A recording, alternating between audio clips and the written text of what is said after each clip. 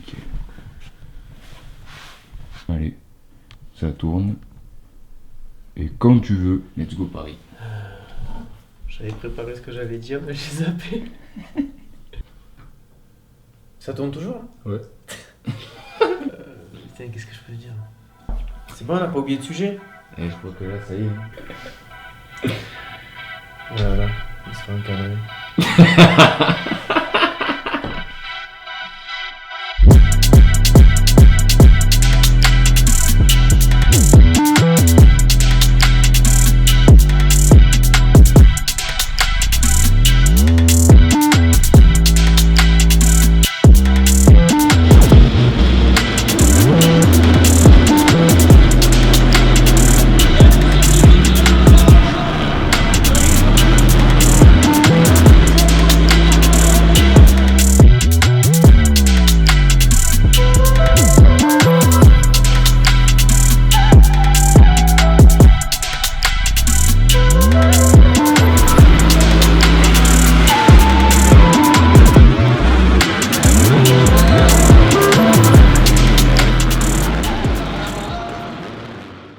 Supercross de Paris, la première journée pour moi s'est très bien passée, puisque je fais 3 all shots.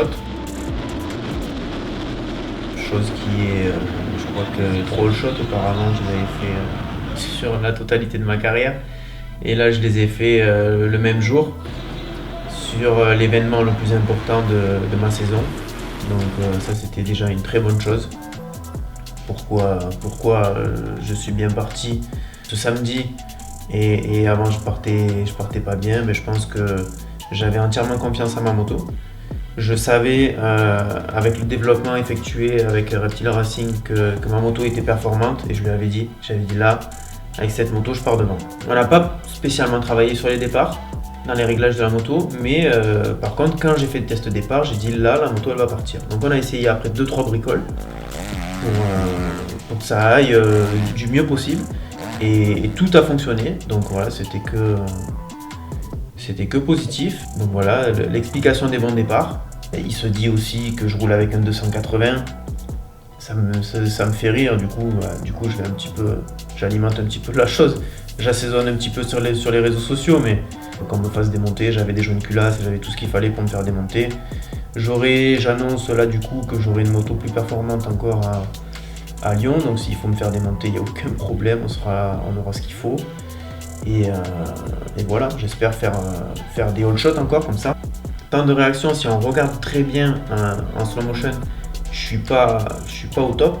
À côté de moi, ça déclenche bien, mais le fait que je parte avec des cales, ça me met dans une position dans laquelle je me sens fort sur la moto, je peux pas cabrer.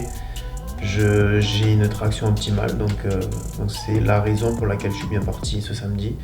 Et ensuite, voilà, j'ai fait le premier sprint, c'est bien passé. Je me fais très rapidement déborder par Chris Bloz. Il était meilleur que moi, tout simplement. Et moi, en fait, j'ai fait le all shot. J'ai tellement pas l'habitude que je me suis écarté comme si de rien n'était, comme s'il n'y avait personne à côté. J'ai ouvert mon virage comme je l'aurais fait sur un temps chrono, alors que tout simplement j'avais plus l'habitude de partir devant. Donc après j'ai essayé de prendre son rythme, de le suivre, mais il a été très très régulier et un poil plus rapide que moi, un poil meilleur que moi. Donc je crois que j'ai fini à 2-3 secondes de lui. Donc j'ai quand même pas trop mal roulé, j'ai commis un peu d'erreurs, mais j'ai pas mal roulé et voilà, deuxième manche, à nouveau all shot, un peu moins exagéré si on peut dire, mais all shot toujours. Et il me repasse au même endroit, j'essaye de serrer cette fois, mais pas suffisamment, il me refait le coup du père François, il me passe et il s'échappe comme en première manche. Et de là, j'essaie de tenir, je sais que j'ai la pression de derrière, il y avait JC Owen. Donc ça se tenait, je savais que lui, de temps en temps je regardais l'écran, je voyais que l'écart ne bougeait pas. Mais par contre j'arrivais pas à revenir devant, donc je me suis dit bon, il faut rester comme ça. Et puis j'ai fait une petite erreur sur l'enchaînement double triple. Je saute presque à côté de la réception, vraiment sur le bord, je me tape la petite publicité qui mettent en bordure de piste. Et je sors, donc je loupe la fin de l'enchaînement, et du coup Owen passe, moi je rentre sans trop perdre de temps. Et après J'attaque pour essayer de revenir et de le doubler même dans le dernier virage, mais j'ai pas réussi. Donc voilà, 3e place. Et ensuite, du coup, comme je suis revenu, quand je suis rentré sur la piste et que j'ai poussé pour essayer de revenir et de le doubler jusqu'à l'arrivée, j'ai laissé des plumes forcément. Et en dernière manche, je fais à nouveau le all shot.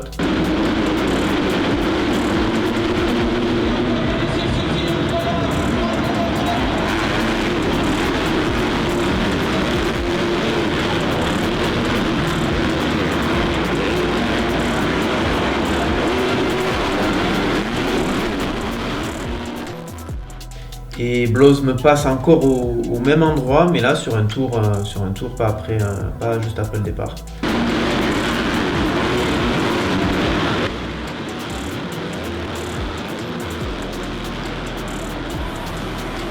Par contre, j'étais mort. J'ai essayé de garder un bon rythme et d'être toujours le premier français, quoi. C'était un petit peu l'objectif, hein. Donc si j'avais pu me battre vraiment avec les ricains, je l'aurais fait, mais là j'avais pas les ressources physiques. Donc je me suis fait passer 1 fois, 2 fois, 3 fois, jusqu'à finir 5e. Je sais qu'avec mon quotidien, j'ai pas la condition physique idéale. Donc je le sais, j'essaie de faire du mieux que je peux, comme je l'ai dit dans d'autres interviews. Je fais avec ce que j'ai, je fais comme je peux, je fais vraiment mon maximum. Donc là j'ai tout donné. Ça me fait faire 3e à la journée, 1er français. Et sur le podium, donc c'était vraiment positif. J'ai surpris beaucoup de gens. Je pense que, comme j'ai dit, hein, avec au père Villemain, avec qui j'échange beaucoup, j'ai dit qui aurait mis 1 euro sur moi ce week-end à Paris pour que je sois sur le podium ou pour que je fasse 3 all shots. Qui? Il me dit, lui m'a dit oui. Si, moi oui. Ouais, j'ai dit oui, mais toi, parce que tu me vois évoluer, tu sais ce qu'on a fait un petit peu. Mais sinon, personne ne s'attendait à ce que je fasse ça, je pense. Et honnêtement, moi le premier, je m'y attendais pas. Et ensuite, pour ce qui est du 2e jour, 5e temps chrono. Et je prends un mauvais départ. J'emporte ma cale lors du premier sprint. Je suis complètement déstabilisé dans le premier virage. Et je monte sur la moto de Chris Blows. Et j'accélérais et rien ne se passait, quoi. J'avais la voie arrière coincée, je donnais des à-coups. Puis à un moment donné, elle est repartie. Mais bon, je suis parti dans les choux. Et je remonte 6. Donc malgré le fait que j'étais mort, je me sentais quand même capable de faire quelque chose de bien. Je me suis donné et je remonte 6. Donc le comportement est toujours le mien, c'est-à-dire que je vais au bout de moi-même. Donc sur ce point-là, c'était cool. Après sur le résultat final, c'est sûr que c'est pas la meilleure des places. Mais voilà, à nouveau pas de regret en termes de comportement. J'ai tout donné. 2e manche, à nouveau, pas un départ pas top. Et je me mets à remonter. Je fonds sur Brice Meilin, qui est un de mes principaux concurrents. Et au moment où j'arrive dans sa roue, où j'étais très proche de lui, je perds l'avant, tout simplement, tout seul comme un grand. Je perds l'avant dans le virage juste avant saut d'arrivée. Et je repars, je finis 12. C'était la fin de la manche, il me restait 2-3 tours. Donc décevant de faire tous ces efforts pour au final chuter tout seul et terminer 12e. En fait, lorsque je me mets court sur le triple là, que tu as en vidéo, j'ai fait une erreur dans le virage. Au lieu d'être sur le 2e rapport, j'étais en 3.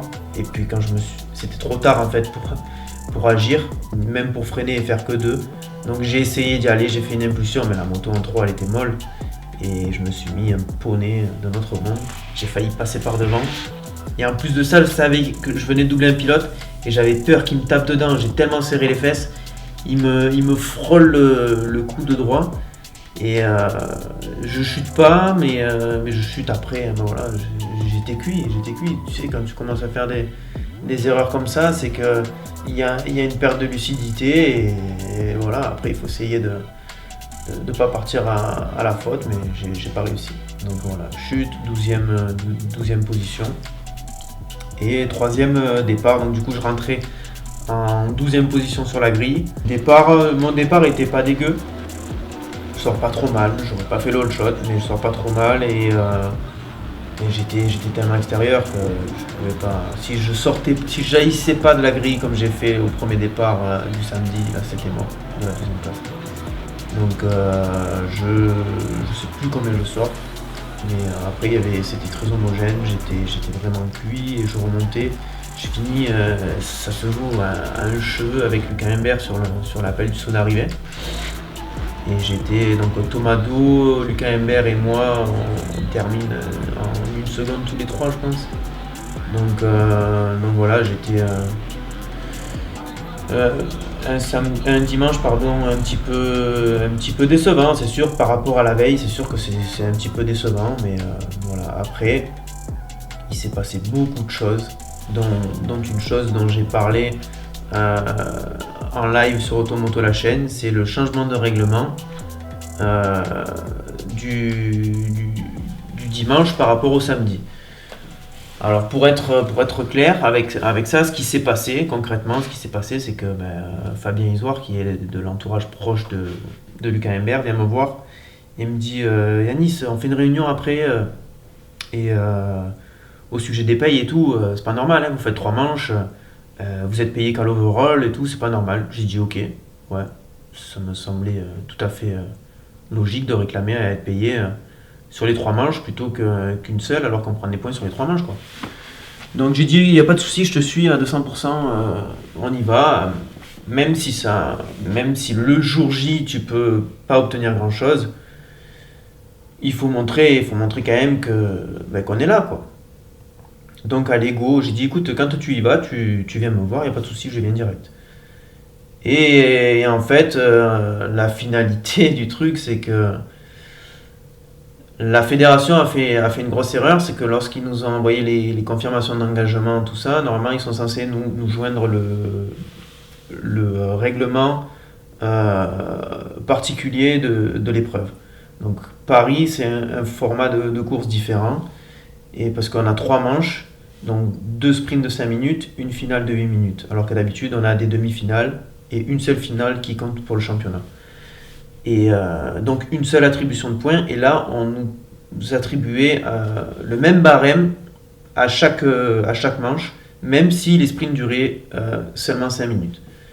Donc moi je me soucie jamais des règlements, c'est quelque chose que je m'en fous un petit peu, je sais à peu près ce que ça donne, et quand je monte sur la moto, c'est pour donner le meilleur de moi-même et faire du résultat, que ce soit en demi-finale, en finale, ou je suis pas du genre à calculer ce genre de choses-là. Mais quand même, le samedi, à 5 minutes du premier sprint, je me dis merde, en fait, je sais même pas comment ça se passe au niveau des points. Donc, vraiment à 5 minutes de prendre le départ, je vais voir notre délégué. Et je lui dis, comment ça se passe ce week-end au niveau des manches ? Il me dit, vous prenez des points à chaque manche. Chaque manche sera comptabilisée comme une finale. Ok, pas de souci. Ben moi, je me sors les doigts sur les 3 manches, quoi. Il n'y a pas de stratégie à mettre en place. Dire j'en garde un petit peu sous le coude ou quoi, parce que c'est pas un classement overall. Donc, le but, c'est clairement de prendre le maximum de points à chaque manche.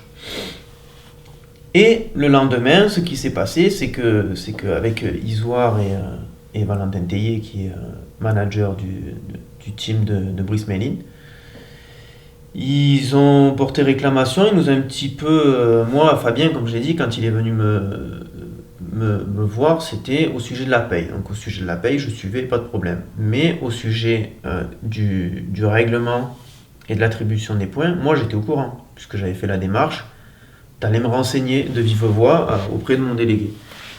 Et en plus de ça, j'avais cartonné le samedi. Donc moi, les efforts que j'ai fait quand je suis sorti de la piste, que Owen me passe et que j'essaie de le doubler jusque dans le dernier tour, c'est parce que je savais qu'il fallait prendre un maximum de points.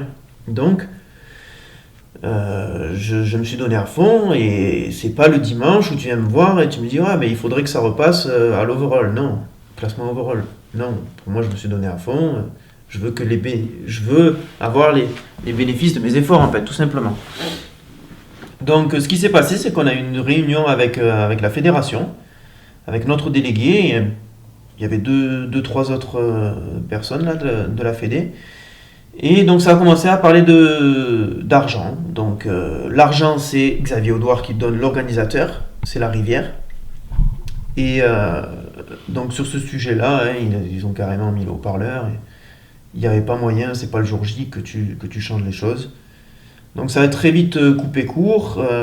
Quand ils ont cherché à savoir aussi qui était le fautif de ne pas avoir fourni le règlement particulier de Paris, c'est bien la fédération qui a fait une erreur. Donc ce qui s'est passé, c'est que le sujet des primes, ça a coupé court. On parlait donc du coup de l'attribution des points. Et là, l'attribution des points, comment je pourrais dire, le vice entre guillemets qu'a eu Fabien, c'est que on en a discuté. Moi, je restais sur ma position. J'ai fait des efforts, j'étais au courant parce que j'ai fait la démarche d'aller voir le délégué. Je restais sur ma position, j'avais fait ces efforts-là, ça jouait en ma faveur, j'étais en tête du championnat avec 9 points d'avance, donc je ne bougerai pas. Je leur ai dit, je leur ai expliqué, argumenté avec des choses tout à fait sensées, des mots tout à fait sensés, et donc je ne bougerai pas de cette position, et eux ne voulaient pas l'entendre. Donc même si on me disait que du coup je roulais 2 manches gratuitement, tu sais, quand tu roules, tu ne penses pas à l'argent, tu y penses avant. Ou tu y penses après. Et donc ça ne bougeait pas. Donc moi, ça faisait mes affaires que ça se passe comme ça. Donc après, ils ont continué à appuyer sur ce principe-là. La fédération s'est clairement trouvé le cul entre deux chaises. Et pour pas dire le cul merdeux. Et au moment où il a fallu trancher, étant donné que moi je restais sur ma position et qu'eux voulaient à tout prix repasser à l'overall, en plus de ça, ils perdaient gros mes concurrents par rapport à moi parce qu'ils avaient un peu merdé. Le vote ultime, en gros, ça a été, moi j'ai demandé à la fédération et j'ai dit ok, je suis d'accord pour une chose, c'est que l'erreur est humaine. Mais par contre, je me suis soucié du règlement le samedi. Je suis venu vous voir. Vous m'avez dit telle chose. Je me suis comporté de telle manière parce que je savais comment ça se passait. Donc si vous voulez, je suis ok pour changer le dimanche, mais on laisse le samedi comment ça s'est déroulé. Donc au moins, je pense en raisonnant comme ça, évidemment que je prêche pour ma paroisse, ça fait mes affaires, mais je mets de la bonne volonté pour que les choses aillent dans le bon sens. Mais eux, fermé complet, il fallait que ça redevienne le samedi comme c'était auparavant. Donc, à un moment donné, la Fédé, plutôt que de prendre ses responsabilités et de dire bon, écoutez, on se réunit, vous sortez, on prend une décision en fonction de nos erreurs et de tout ce que vous nous avez dit, on prend notre décision, c'est nous les responsables, c'est nous les fautifs, on va trancher. Ben, ça s'est pas du tout passé comme ça. Ce qui s'est fait, c'est que on était 9 pilotes, je crois, avec les quelques accompagnateurs, dont Théier et Isoire, le manager du team de Lucas Imbert aussi. Et ça a dit, on va faire un vote à main levée. Donc, Fabien, peut-être 2 minutes avant qu'ils disent on va faire un vote à main levée, il dit les gars, en fait, là, tout simplement, vous acceptez donc de rouler 2 manches gratuitement, mais par contre, de comptabiliser des points sur toutes les manches. Donc ça vous fait en gros tout simplement 2 manches gratuites, vous leur faites cadeau 2 manches. Les autres pilotes sont restés sur ça, ont entendu ça, et donc du coup, quand il a fallu voter, immédiatement, ah ouais, en fait on roule 2 manches gratuites. Ah ben non, on lève le doigt pour que ça passe à l'overall. Tout simplement, c'est la finalité, quand on prend le recul et qu'on analyse la situation, c'est comme ça que la décision s'est prise dans la tête des autres pilotes. Donc voilà, on était 2, Julien Lebeau et moi, à vouloir rester sur le classement qui était prévu. En plus de ça, ça a été annoncé au micro, ça a été annoncé en direct à la télé. Maxime Martin, Automoto La Chaîne, viennent me voir en live. Vraiment, grosse surprise, hein. Moi ils sont arrivés et j'ai presque sursauté.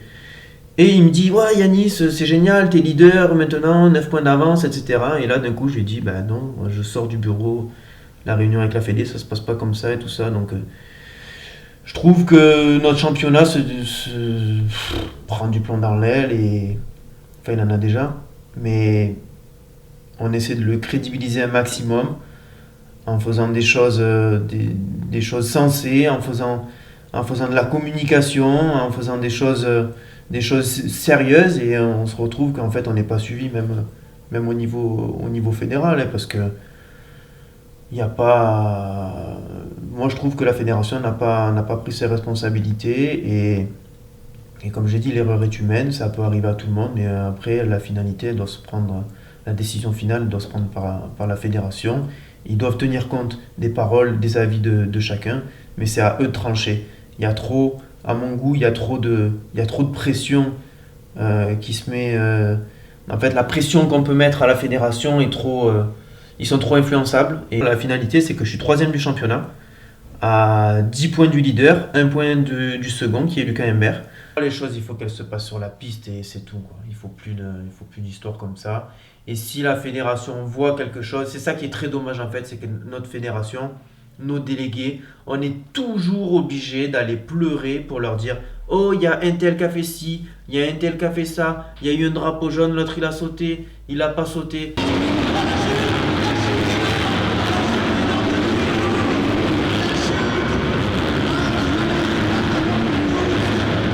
C'est bon, et à un moment donné, c'est vraiment fatigant d'avoir affaire à des gens pareils. Quand on va à l'étranger, c'est strict, c'est carré, tu te loupes, tu prends une amende, et il n'y a pas de discussion possible. On vient, on te montre la vidéo, tu as fait ceci, tu as fait cela, tu es sanctionné, point barre. Là, il faut que les parents, les grands-parents, le cousin, la cousine aillent pleurer pour obtenir quelque chose. C'est vraiment très dommage, et c'est ce qui fait que notre championnat de France n'est pas assez valorisé à cause, je pense vraiment à cause de tout ça, de toutes ces petites chamailleries qui persistent. Il faudrait vraiment que les entourages restent à leur place et qu'ils arrêtent de nous polluer, parce que c'est pas bénéfique pour notre sport. On est déjà un petit milieu, on a déjà assez de mal comme ça à être crédible, à trouver des sponsors et tout. Et quand ils entendent en fait des histoires pareilles, je suis sûr qu'ils doivent se dire: mais qu'est-ce qu'on fait là? Pourquoi on perd notre temps, quoi? Notre temps et notre argent, quoi. Pour des histoires pareilles, on se croirait dans une cour de récréation d'un collège, voire même école primaire, quoi. Donc voilà, c'est un petit peu les choses que je trouve dommages, et j'espère que. Enfin, en tout cas, moi, de mon côté, je sais que je fais les choses pour que ça aille dans le bon sens, et je suis pas du genre à tirer les choses vers le bas. Si les autres pouvaient en faire autant, ce serait vraiment cool, et je suis sûr qu'on on a un gros potentiel en France. On voit quand même que nos épreuves fonctionnent depuis le retour du Covid. Il y a beaucoup de choses positives. Il faudrait que tout le monde y mette de la bonne volonté. Je dis pas qu'il faudrait qu'on soit tous potes et qu'on aille tous dans le même sens. On a le droit d'avoir des avis différents et tout. Mais il faudrait qu'on fasse des choses sensées et qu'on regarde quand même l'intérêt du sport avant notre propre intérêt. Parce que en finalité, là, celui qui est champion de France, il va pas gagner 500 000 euros. Moi, j'ai déjà champion de France et Prince de Paris la même année. Et ce qui m'a le plus apporté, c'est le fait d'avoir été Prince de Paris, d'avoir bien figuré, d'avoir montré ma détermination à Paris, pas d'avoir été champion de France. Et pourtant, le titre de champion de France, il s'est joué jusqu'à la dernière finale. Comme je l'ai dit, je ne l'ai pas volé, et ça a été vraiment mérité. Mais quand j'ai pris du recul et que j'ai analysé la situation, ce qui m'a le plus apporté, c'était Paris. Et j'ai envie de dire qu'avec toutes ces polémiques-là qui s'est passées, à part vraiment pour éclaircir Maxime Martin lorsqu'il m'a parlé d'une chose qui venait d'être complètement changée, j'en ai pas parlé, et ça fait polémique, et ça fait parler encore de moi en positif, parce que dans l'histoire, je suis la victime, vu ce que je lis sur les réseaux sociaux, même si moi je me sens pas victime de quoi que ce soit. Ça fait parler de moi, donc en fait moi je suis en train de prendre que des bonnes choses, on me regarde d'un bon oeil, donc ça fait mes affaires. Au-delà de ces polémiques et de ces petits problèmes de règlement et de tension entre les pilotes, ça a été une édition vraiment comme j'ai rarement vu, comme j'ai rarement vécu. Moi j'avais vraiment vécu une très belle édition en 2017, parce que j'avais été un petit peu animateur et j'avais été prince, donc évidemment c'était déjà la folie, mais là c'était vraiment la folie. J'entendais le public et tout pendant que je roulais sur le premier jour. Donc c'était vraiment cool. On avait un plateau énorme en SX1, donc c'était vraiment cool. Et je crois que les deux soirées étaient blindées. Donc voilà, moi en tout cas, je voudrais remercier tous ceux qui m'ont soutenu tout au long du week-end parce que mon téléphone il a fumé. Et même vous qui êtes venus me voir en direct dans les paddocks, voilà, c'était cool d'échanger quelques mots, de prendre des photos, de donner des stickers, etc. Aux fans. Donc voilà, merci beaucoup pour votre soutien. Et après, bon, petite touche personnelle pour la fin, c'est dommage que les autres pilotes, mes concurrents, aient à faire des trucs comme ça pour être devant moi, alors qu'ils se battent face à un mec qui est quand même pas mal amoché et qui a un contrat de travail à 39 heures par semaine, qui s'entraîne plus la semaine, qui roule plus en moto. Après, je fais mon maximum pour faire du sport la semaine, entre midi et 2, avant le travail, c'est-à-dire partir courir vers 7h, 7h30 ou après en rentrant. Et voilà, ils se battent face à un mec qui mène ce quotidien-là, quoi, et qui a pas de mécanicien, qui se fait tout seul, qui finit le mercredi soir avant Paris à minuit et demi sa mécanique.